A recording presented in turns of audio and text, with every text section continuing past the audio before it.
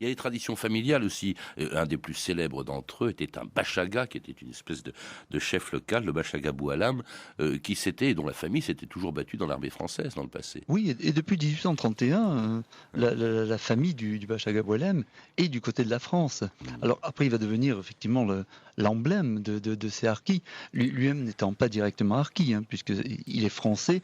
Je signale qu'il est même vice-président de l'Assemblée nationale, Ouais. puisqu'il est député. Et alors, il y a eu, au total, dites-vous, combien d'harkis à peu près, enfin, ou d'apparentés, si je puis dire, de groupes qui étaient rattachés à ce nom de harkis, comme les Morasni, les GMPR, les FPA, dont on a parlé tout à l'heure. Ben, au total, on a à peu près entre les militaires musulmans, hein, et l'ensemble des supplétifs, des troupes supplétives, on a 200 000 personnes. Ce qui est considérable, c'est-à-dire en janvier 1961, c'est-à-dire là où le pic est le plus important, on a 200 000 finalement musulmans ralliés à la France et de l'autre côté, je dirais, en face, puisque c'est une guerre, il y a 160 000 personnes à peu près Mm.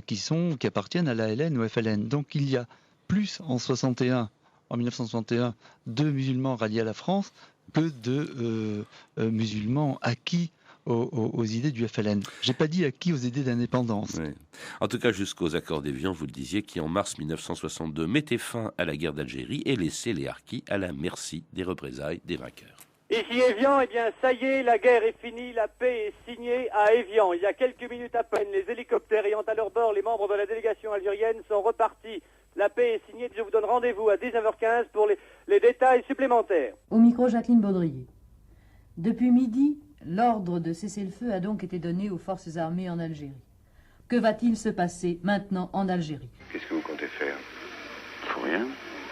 Je suivrai l'armée jusqu'à ce qu'ils me disent de la quitter. Et alors, qu'est-ce que vous ferez à ce moment-là? Ben, je sais pas. Ben, une fois que je serai entre les mains des nouveaux concurrents, ben, je sais pas. Ça, c'est à eux de décider. Est-ce que vous croyez que votre vie serait en danger à ce moment-là? Oh, ma vie. 2000 ans d'histoire, Patrice Gélinet. Et on vient d'entendre le témoignage poignant d'un harki au lendemain des accords d'Évian. Je suivrai l'armée, disait-il. En fait, on pouvait se douter qu'il allait y avoir des représailles, puisque de la part du nouveau ou du futur gouvernement algérien, contre ceux qui s'étaient battus contre l'indépendance, Jean-Jacques Jordi. Oui, alors là, les archives sont très claires. On sait, les historiens savent maintenant, mais l'armée et les autorités de l'époque le savaient aussi, que le FLN et la LN établissaient des listes pour pouvoir punir à l'indépendance les musulmans ralliés à la France. Et pourtant, les accords d'Évian avaient prévu le cas disait-il, nul ne pourra faire l'objet de mesures de police ou de justice, de sanctions disciplinaires ou d'une discrimination quelconque en raison d'actes commis avant le jour de la proclamation du cessez-le-feu, c'est-à-dire avant le 19 mars 1962. Oui, bien sûr, mais vous savez très bien que ces accords d'Évian ont été plus ou moins, on va dire, ratifiés par le GPRA, mais pas du tout par l'ensemble. Gouvernement provisoire de la République algérienne, il faut le dire. Oui. Mais pas par l'ensemble des dirigeants Oui. des différentes wilayas, donc des différentes grandes régions de l'ALN et du FLN.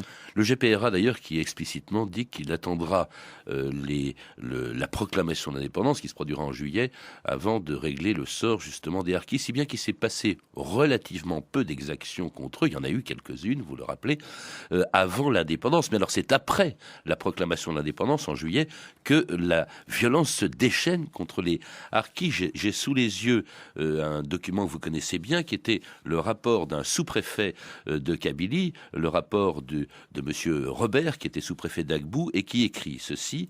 Un conseiller général a été arrêté le 1er août, enterré vivant le 7 août, la tête dépassant et recouverte de miel. Son agonie, le visage mangé par les abeilles et les mouches, dura 5 heures.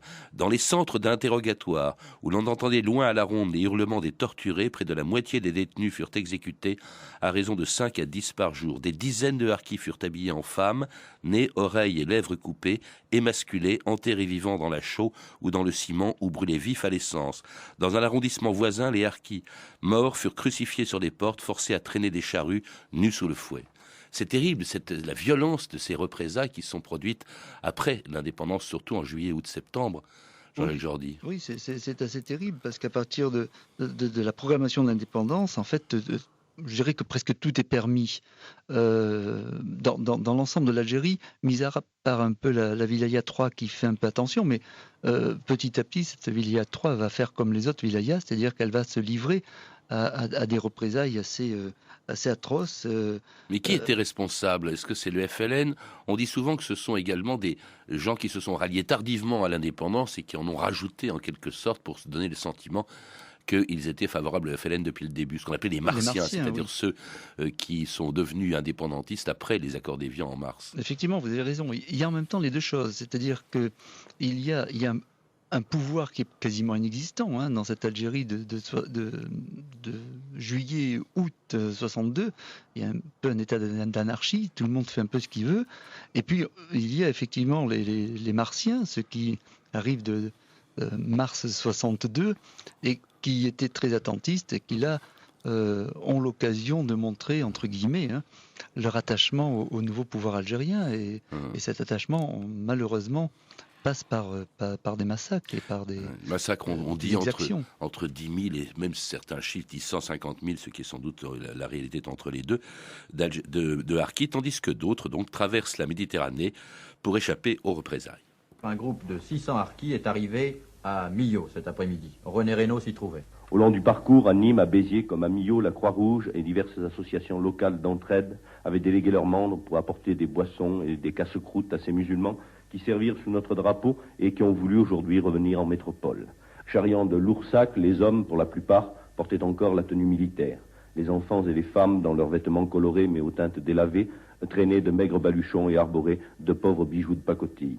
Y a-t-il longtemps que vous servez dans l'armée française? Depuis 57. Et vous? Depuis 57.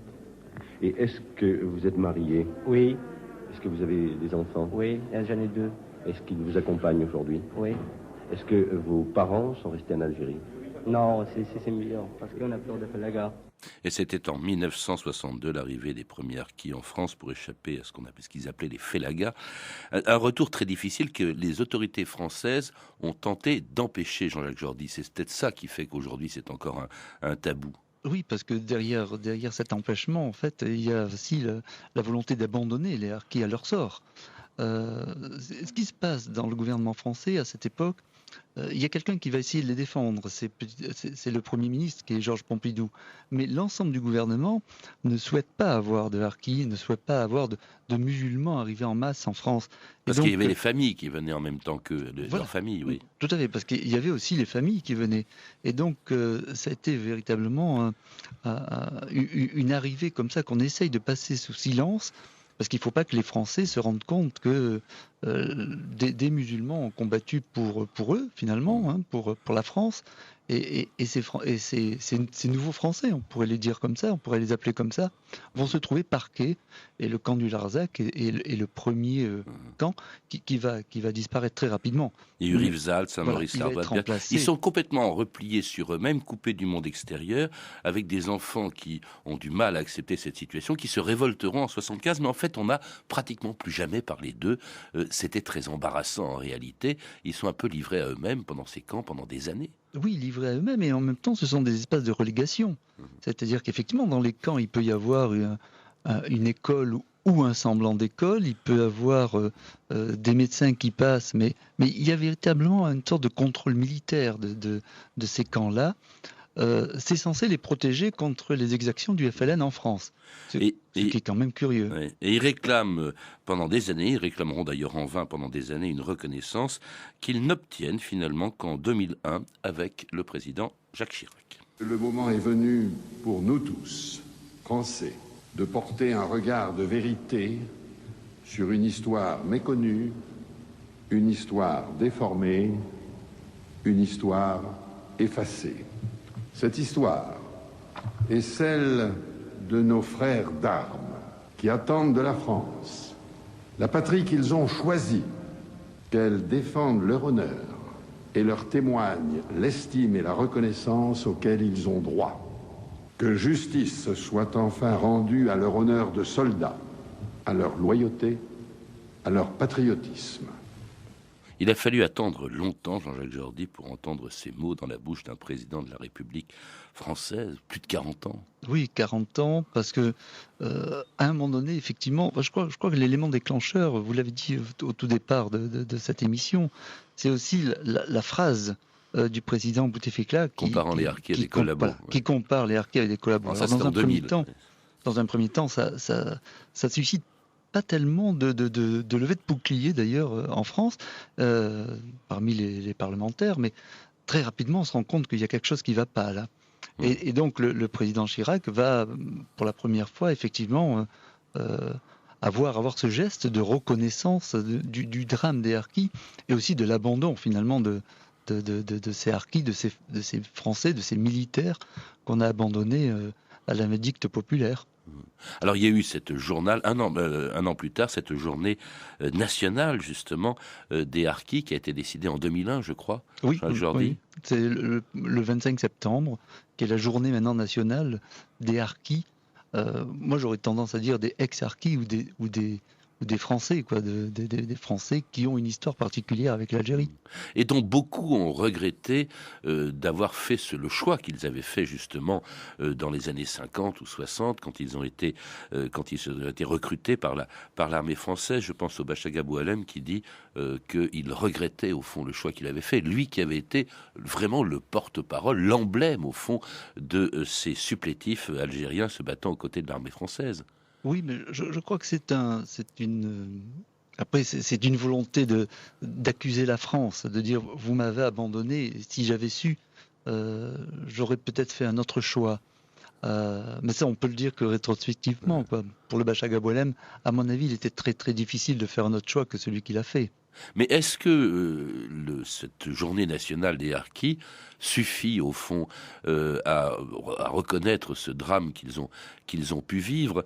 Qu'est-ce qui s'est passé aujourd'hui? Quel est le statut de ces harkis? Parce que au fond, forcément, avec le temps, beaucoup d'entre eux sont déjà morts, mais restent leurs enfants qui eux-mêmes se sont trouvés embarqués dans le choix qu'ont fait leurs parents quelques années plus tôt. Oui, parce que justement, la plupart sont passés par des camps, mais encore qu'il faille faire la différence. La moitié à peu près des ex-harkis sont passés par des camps, l'autre moitié a pu se disséminer un peu partout en France. Et il y a eu des parcours complètement assez banal finalement, un parcours assez banal. Pour ceux qui sont restés dans les camps, c'est beaucoup plus dur pour eux parce que ils sont relégués, ils sont mis à l'écart et finalement ils n'arrivent pas, quand ils ont 20 ans, 25 ans, à trouver un emploi. Moi je connais encore des personnes, ça fait près de 50 ans bientôt, en 2012, qui sont en France et qui ne maîtrisent pas le français. C'est-à-dire que là, il y a eu vraiment une erreur de fait que les différents gouvernements français depuis 87, on va dire, ont essayé d'amoindrir un petit peu ce trou, quoi, par rapport à cette histoire. Merci Jean-Jacques Jordi. Pour en savoir plus, je rappelle que vous avez écrit une histoire des harkis, une mémoire enfouie, publiée aux éditions Autrement. Il faut lire aussi le magazine Historia du mois d'octobre, qui a consacré un dossier complet, harkis, pour en finir avec les tabous, et dont vous êtes un des auteurs. À lire aussi les harkis, histoire, mémoire et transmission, qui vient de paraître aux éditions de l'Atelier. Vous avez pu entendre des extraits du documentaire La blessure, la tragédie des harkis, un film d'Isabelle Clarke et Daniel Costel, diffusé sur France 3 en septembre et qui vient d'être édité par France Télévisions. Toutes ces références sont disponibles par téléphone au 32 30, 34 centimes la minute ou sur le site franceinter.com. C'était 2000 ans d'histoire, à la technique Gilles Gaillard et Olivier Daligo, ainsi que Pascal Potvin à France Bleu Provence. Documentation Camille Poujalaguier, Frédéric Martin et Franck Olivard, une émission de Patrice Gélinet réalisée par Jacques Sigal.